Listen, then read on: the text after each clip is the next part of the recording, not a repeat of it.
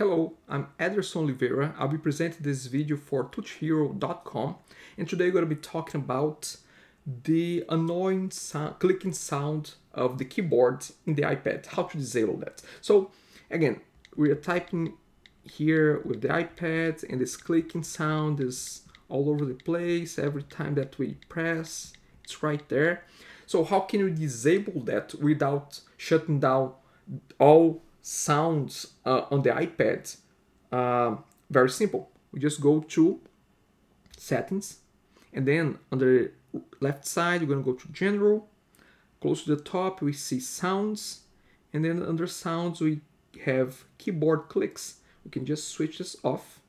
Now we can go back there, and if you find that annoying, the sound, it's completely gone, but you still have all the other sounds of the iPad except the keyboard clicking. That's it. That's just a quick tip for the clicking on the keyboard of the iPad. Thank you very much and bye for now.